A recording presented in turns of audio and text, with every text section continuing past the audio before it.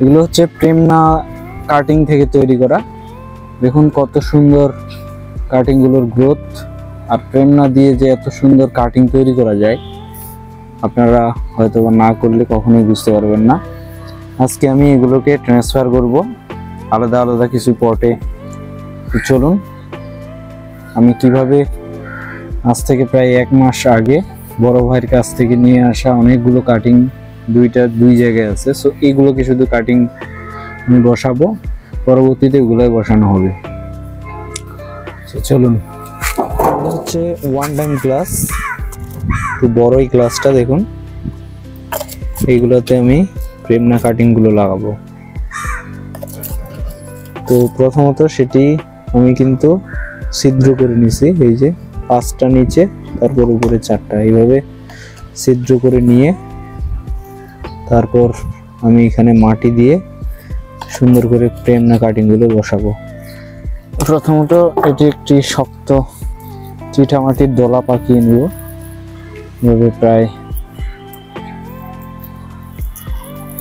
এটির মূল কারণ হচ্ছে আমার প্রেমনা কাটিং গুলো বসাতে খুব সহজ হবে এবং রুট স্ট্রাকচারটা তৈরি করতে খুব সহজেই রুট স্ট্রাকচার তৈরি হবে এবং সুন্দর হবে। সো এইভাবে প্রায় 15-20টা আমি তৈরি করে নিব। কারণ প্রেমনা দিয়ে যে রুট স্ট্রাকচার হয় সুন্দর, আর একটি বনসাই তৈরি করার পূর্ব শর্ত হচ্ছে আগে বেসটা তৈরি করে নেওয়া, অর্থাৎ রুট স্ট্রাকচার তৈরি করে নেওয়া, তারপর গাছটিকে বনসাই পরিণত করা খুব সহজ হয়ে যায়।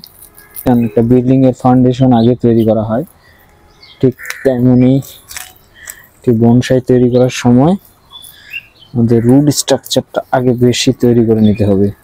অর্থাৎ এই আমি প্রায় 1 2 3 4 5 6 7 8 9 10 15টা তৈরি করব, কারণ এখানে 15টা গ্লাস আছে।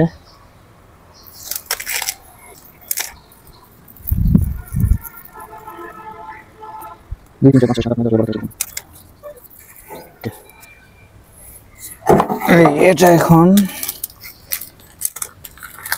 বের করে নিব।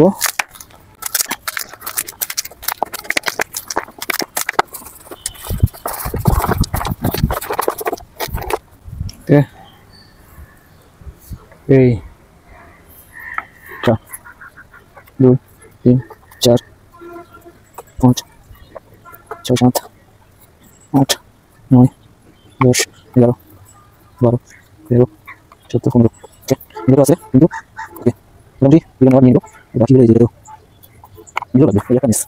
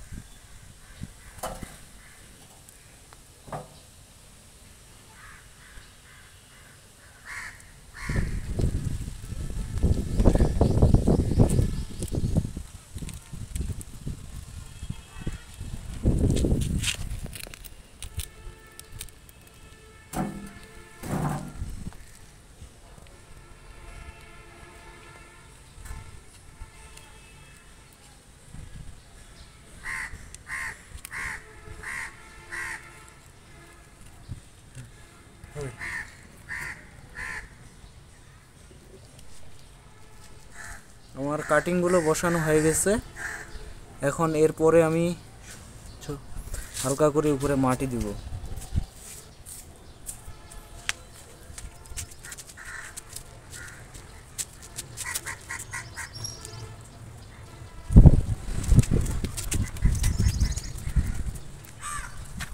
প্রিন্টার কাটিংগুলো বসানো শেষ, পানি দেওয়া, আমি পর্যাপ্ত পানি দিয়েছি, দেখুন পুরোটাই ভিজে গেছে, আস্তে আস্তে ভিজে যাবে।